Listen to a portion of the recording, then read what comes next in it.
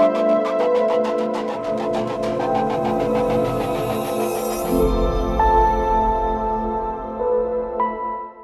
guys, welcome to our fourth lesson in this Introduction to Geography course and to our first lesson in the Human Geography part. In our previous lesson, we talked about physical geography, the subfield of geography that studies physical patterns and process of the earth.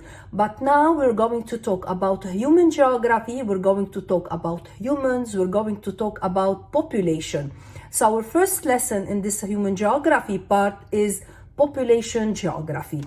So what is population? Population is the group of individuals of the same species living within a given area.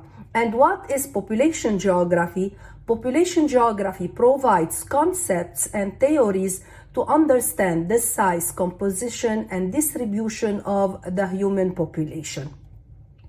Now let's talk about the top 10 of the most populated countries. The first most populated country is the People's Republic of China with 1,384,688,986 people. The second most populated country is the Republic of India with 1,296,834,042 people. The third most populated country is the United States of America with 329,256,465 people. Then after we have the Republic of Indonesia, the Federative Republic of Brazil, the Islamic Republic of Pakistan, the Federal Republic of Nigeria, the People's Republic of Bangladesh, the Russian Federation, and then Japan. Now, what are the least populated countries? We have Vatican City State within Rome, Italy, the first least populated country with only 451 people. Then Tuvalu in the South Pacific with 9,893 people. Then Palau in the Western Pacific Ocean with 21,097 people. Then we have San Marino, Liechtenstein, Monaco, Marshall Islands, Northern Mariana Islands, St. Kitts and Nevis, then American Samoa. And now, what is the population of the world? The population of the world is 7.9 billion people, according to the United Nations estimate elaborated by Worldmeter February 2022. Worldmeter is a reference website that provides counters and statistics for diverse topics. It's owned and operated by a data company, Dadax, which generates revenue through online advertising. And now the study of the population is called demography. The first part of the word comes from the Greek word demos, which means people, and the last portion of the word comes from the Greek word graphia, which means to describe. Just like geography is the description of the word, so demography is the description of people. And the actual definition of demography is the statistical study of the human population, such as births, deaths, income of the incidence of disease, which illustrate the changing structure of human population. But we also have something called population density. Population density is an average of how many people is there per every square mile or every square kilometer of the country. And if a country has a large population, doesn't mean that it's going to have a high population density. For example, if we take the comparison between the United States and Bangladesh, as we said, the United States is the first most populated country with almost 330 million people. The United States is a big country with 3.8 million square miles. Bangladesh is the 8th most populated country, has the half of population of the United States with almost 165 million people. Unlike the United States, Bangladesh is a small country, only about 50,000 square miles. So while the United States have a population density of 94 people per every square mile, the population density in Bangladesh is 3,277 people per square mile. Bangladesh is really crowded. That's pretty much what population density tells us. There are 3 types to measure the population density. We have the arithmetic density, which is the total number of people divided by the total land, is how many people are living in an area. The second type of population density is the physiological density, which is the number of people supported by a unit area of land. What we mean here, the arable land suitable for farming. Some places in the world have a lot of arable or farming land, so they have more land to support more people. Some countries, they have a few arable lands and they need to support a big mass of population. Like in Egypt, they just have arable land around only the Nile River. So in this case, the number of populations is high for a small amount of land. The third type of population density is agricultural density, which is the ratio of number of farmers to the amount of arable land. Here we look at the number of farmers and land that is suitable for farming. It depends on the society. For example, in the United States, the ratio of farmer is low, but in a country of Africa, the ratio of farmer is high.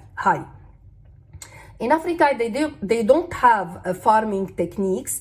They don't have a good infrastructure. In general, they are poor countries, so everybody has to grow their own crops. Now, when we use demography to describe a population, it studies 2 things: the birth and the death of a population. When we track the birth cases, we look at 2 numbers: the birth rate and the fertility rate. The birth rate is the number of live births of every 1,000 population. For example, if we have a region of 20,000 people and 40 babies were born in the year, the birth rate would be 2. Now, another related number to the birth rate is the fertility rate. The fertility rate is the average number of children that women in a country will have in their lifetime. If you have, let's say, a country with a high fertility rate, that means this country has a high birth rate. And if you have a country with a low fertility rate, that means this country has a low birth rate. And the birth rate helps us to describe which countries are more likely to be rich and which countries are more likely to be poor. Here we're talking about the Human Development Index.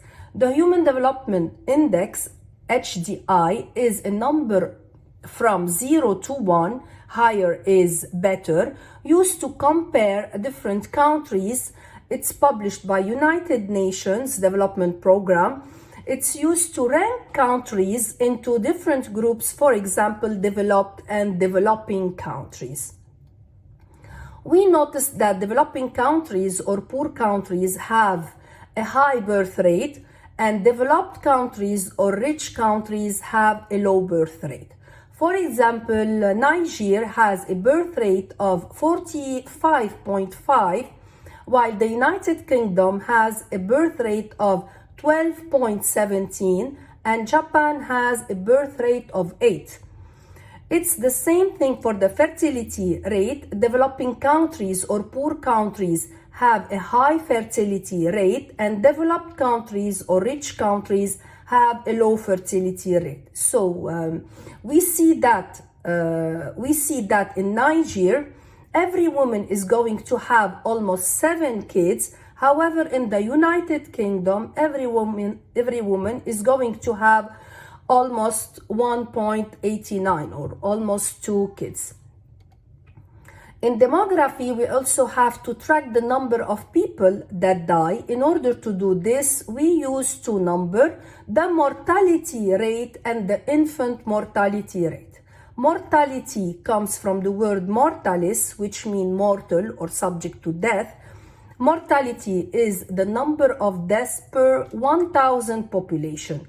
For example, if we have a region of 20,000 people and 40 people die in the year, the mortality rate would be 2.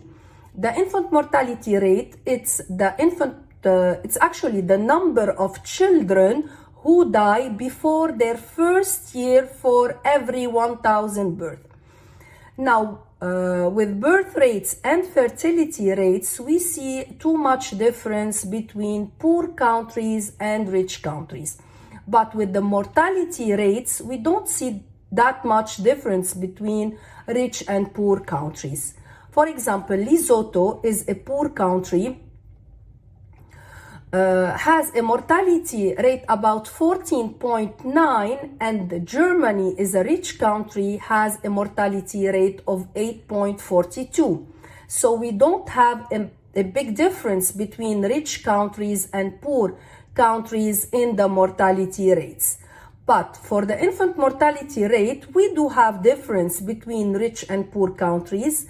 The top of the infant mortality rates is Afghanistan, which has an infant mortality rate very high, 115, which means 11.5% of all the children that are born in Afghanistan will die before being able to celebrate their first birthday.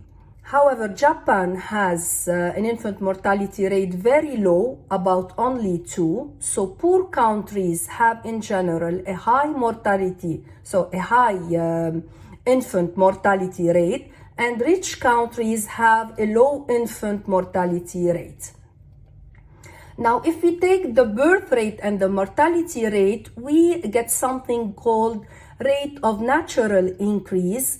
The rate of natural increase, also known as natural population change, is the birth rate minus the death rate of a particular population over a particular time period, expressed by a number per 1,000 individuals or as a percentage. Now, in poor countries, even though we have a high mortality rate, because we have a high birth rate, we see a high rate of natural increase. Example, Nigeria, 22.2. But in rich countries, we have low rate of natural increase. Example, Japan, 1.58. Because of this disparity of the rate of natural increase between rich countries and poor countries, we see a huge difference in the projected world population growth.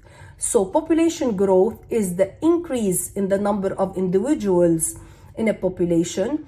Global human population growth amounts to around 83 million annually, or 1.1% per year.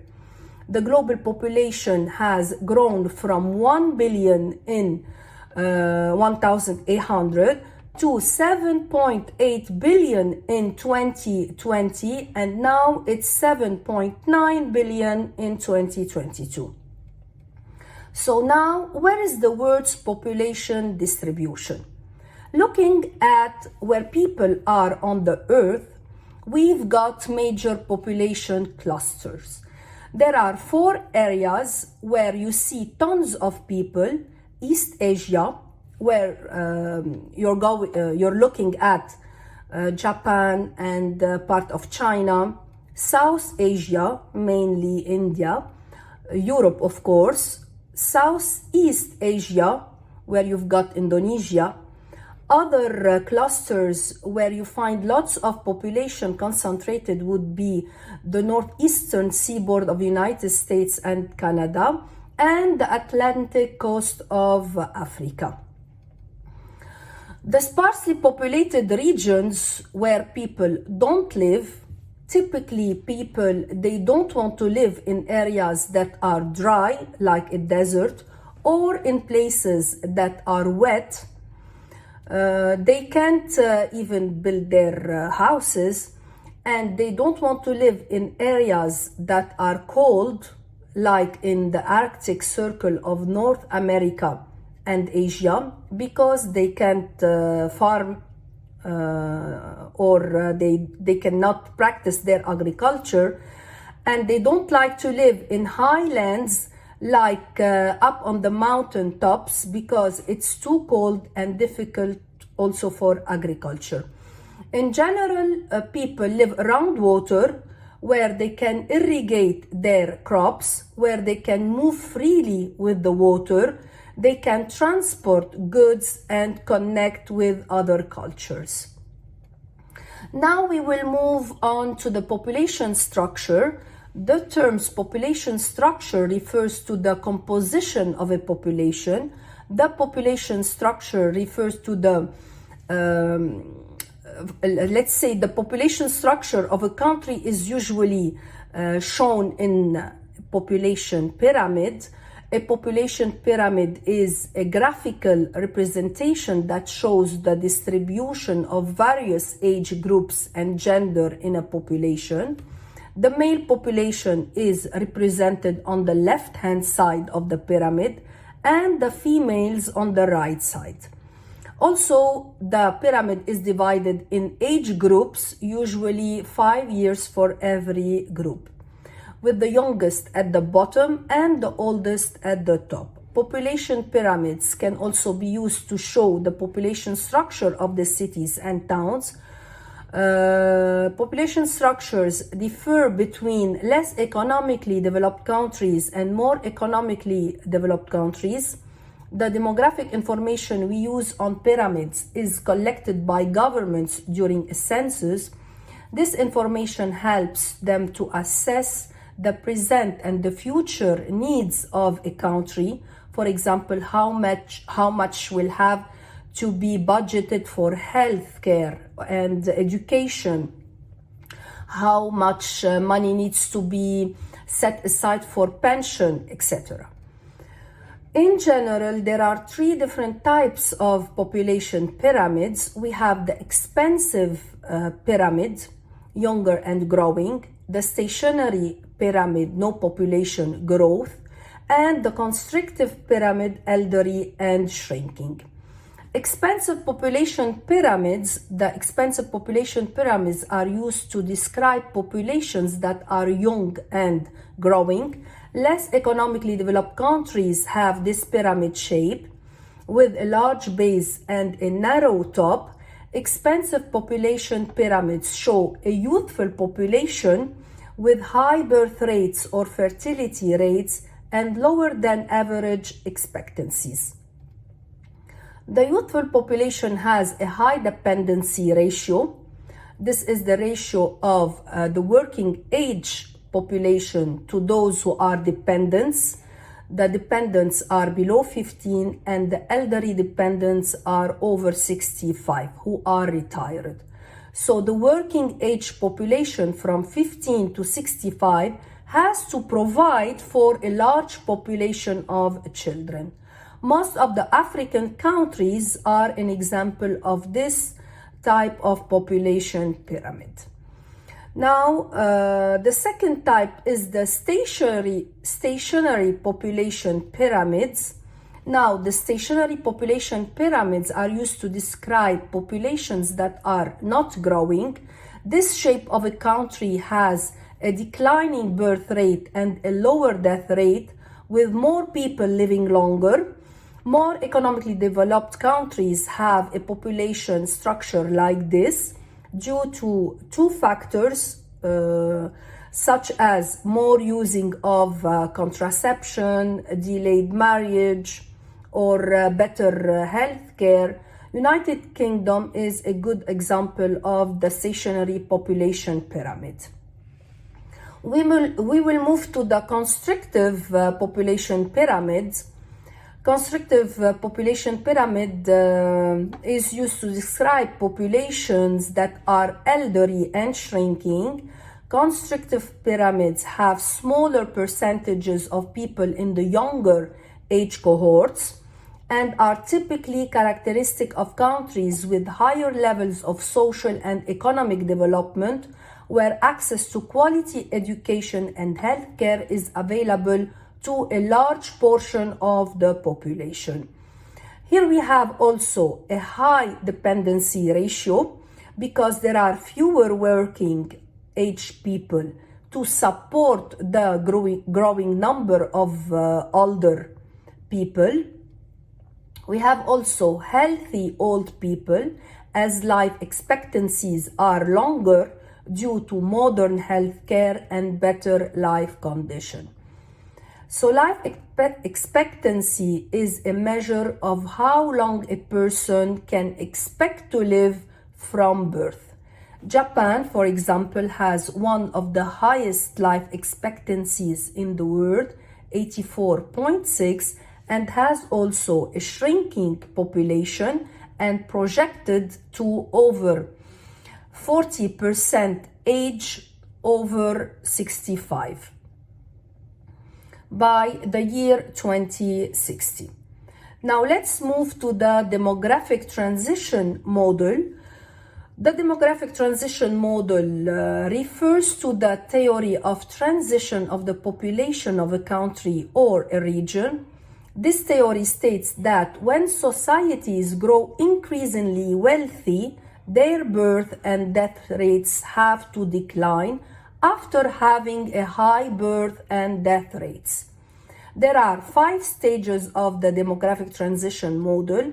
Stage 1, where we have high birth rate and high death rate, so zero population growth. The crude birth rate and the crude death rate are equal. The population remains the same. In general, no countries in the world is currently in stage 1. Stage 2, where we have a decrease in a country's death rate while the birth rate remains high. Stage 3, when death rates are low and birth rates diminish. Enhanced economic conditions, an expansion in women's status and education, and accesses to contraception. In stage 4, birth rates and death rates are both low. The population growth is stable. The total fertility rate decreases until it reaches the level 2.1 birth per woman. At this point, the country enters stage 5. Stage 5, the last one.